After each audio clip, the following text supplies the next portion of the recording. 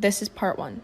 So my best friend and I were about 11 at the time, and we started skateboarding down to a little park. So this lady almost hit us with her car when she was turning the corner, and so we waited so that she wouldn't hit us. But for whatever reason, she got mad, and she went straight towards us. At this point, she was really close to hitting us, so we backed up, and I yelled at her to learn how to drive because she could have hurt us. Then we saw that she was swerving, but we didn't think that much of it. So we decided not to skateboard, and we just walked the rest of our way to the park. So once we were finally at the park, we were having fun again, and everything was going fine. Until the same lady decided to turn around and get on the curb close to hitting us. Come back for part 2. Storytime of how me and my friend were getting followed, part 1. So one day my friend spent the night with me, but everywhere we went, she would get a weird message saying, "I know where you're going," or "I see you." So we made sure to always be by someone just because we were scared. But when we finally got back to my house, the number started to text my phone and was saying, "Your friend is very pretty." At this point, my friend was really scared and she just wanted to go home. So she asked me to walk her, and I did. But keep in mind that her house was like 1 block away from mine. When we were walking to her house, my friend noticed a man walking behind us, so we decided to run. We were running for a while, but then we looked back and suddenly the man was gone. Every time of when me and my friend were getting followed, part 2. So we were like 2 or 3 houses from hers, and we just walked. I dropped her off, and since we thought that the guy was still out there, we asked her dad if he could give me a ride home. He said yes, and when I got home, I ran inside, I ate dinner, and fell asleep. I woke up at around 3 in the morning and looked at my phone, and I had 6 missed calls from my friend just like 3 minutes ago. I called her, and she answered the phone crying, and she was scared. I asked her what went wrong, and she said that the man had broke into her house and was yelling for me. I told her to run as fast as she could to my house, and she said okay. She stayed on the phone with me, and I heard the man open her door. She screamed and jumped out of her first floor window, and she started running and crying. And the man was still following her. Come back for part 3. Here is part 2 of a Karen almost hitting my friend and I with her car. So we slapped the lady's car to get her attention because she was about to literally kill us. And of course she gets out and threatens to call the police because she's a Karen. But we decided to piss her off more and be super polite. She was really frustrated and she left. Storytime of how me and my friend were getting followed / kind of a kidnapping, part 3. So at this point, my friend is running as fast as she can, and the guy is still following her. He catches up to her and grabs her. My friend starts screaming as loud as she possibly could. I was really scared at this point, so I ran to wake up my parents. My dad runs outside with a bat while my mother called the cops. My dad then hit the guy twice with his bat and pinned him on the ground until the cops came. Now he's in jail. Storytime of how I almost got kidnapped, part 1. One day I was walking back home from school and I noticed that this car was following me. So I started to speed walk, but as I was getting to the area where my house was, they stopped the car, got out, and then they started running after me. Storytime of how I almost got kidnapped, part 2. So I noticed that my neighbor's car was home, and I just kept on running. But while I was running, I remembered that I saw a video on TikTok that the end of the buckle on your backpack is supposed to be a whistle in case you do get kidnapped. So I took my chances and I blew into it. I was able to catch my neighbor's attention, and she came running outside with a fork. The man got in his car and started to drive away, but thankfully my neighbor got a picture of his license plate and he got caught. Corona Storytime, part 1. Not my story, and I already posted this once, but TikTok didn't upload it with the voiceover. One day during COVID, I hung out with my best friend and she went to her grandma's house. The night before I hung out with her, my sister snuck out to her boyfriend's house with all of his friends. The day after I saw my best friend, my sister told me that her boyfriend thought he had COVID and he did eventually test positive. So this means he was positive while my sister was with him. So now she had to tell our parents, and later that day, I had to tell my best friend. Once I told my best friend, we were both freaking out because it took so much convincing from my best friend's parents to let her see me during COVID. And now that we've seen each other, I might have given it to her. I'm running out of time. Come back for part 2. Corona Storytime, part 2.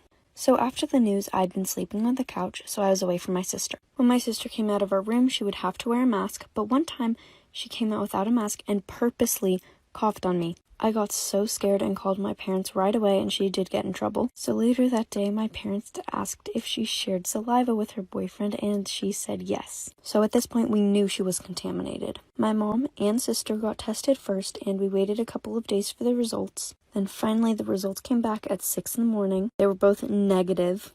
It was like a miracle, and we just couldn't believe it. So this story time was sent in. So if you have a story time, you can send it to us through TikTok, or you can go to our Instagram, which is linked on our profile, and we might use it for a video. Stolen car chase right outside my house. Story time. This is part 1, and if you haven't watched my Karen story time before this, it'll give you a little bit more background information on this subject. It was the morning after my 12th birthday, and all my friends were sleeping over, so we were all in little tents in the living room. Because, yeah, we slept in tents. And, I wake up casually to my friends tickling my feet. Shout out to you, Brigitte. Thank you very much for that. And I'm not in a good mood because I was tired. I wanted to sleep longer.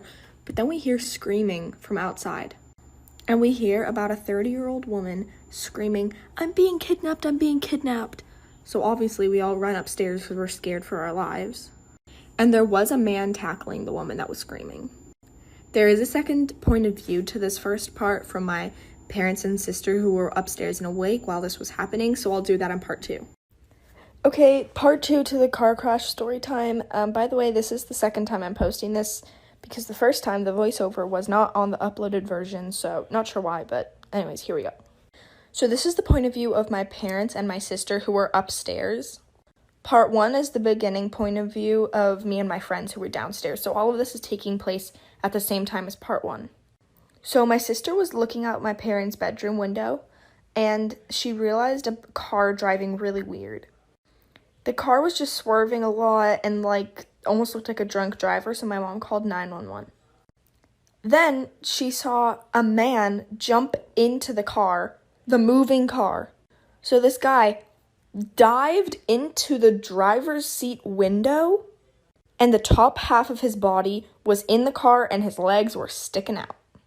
Come back for part 3 when they crash. Part 3 of the car crash story time. Please watch part 1 and 2 before this. Okay, this is the point of view of me and my friends again. So we actually left 2 of my friends in the bathroom downstairs because we didn't even realize they weren't with us. So they came out and they were confused as hell. But then they did come upstairs and everything was fine. So I went into my parents' bedroom and I was looking out the window. And I see another man pull up. And we're expecting him to help the situation, whatever. Maybe it's an undercover cop car. No, this was her getaway car. So this guy's on his phone and he walks out of the car and she jumps into the car and starts driving off. And then he realizes that she's driving off, drops his phone, and runs off as well in the other direction. Here's the thing. He dropped his phone unlocked. So we could see all the messages that she was sending him of her location. Come back for part 4. Car crash story time part 4.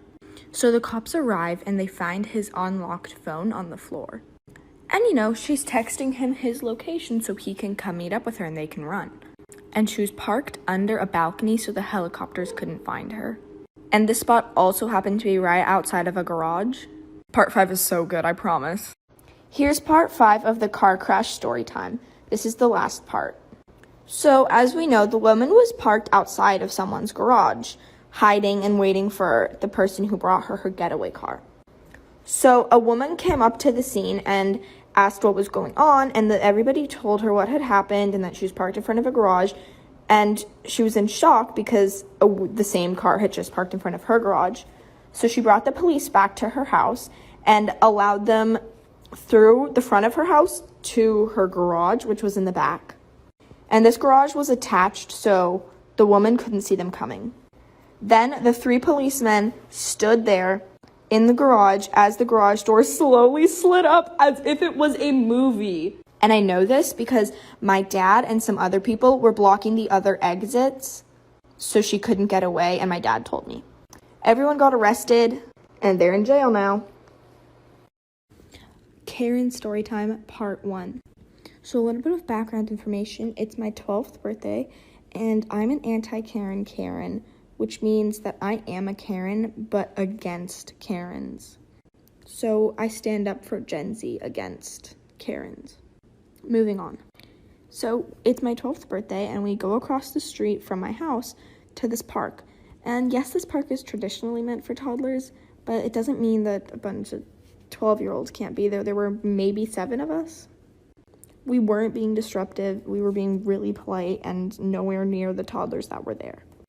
This lady comes up and starts yelling at us for being near her kids. So I went home and I called our private security for our neighborhood, and I asked them if we were too old to be at the park because that was her excuse for asking us to leave. The security said that we were absolutely allowed to be there as long as we were with a parent.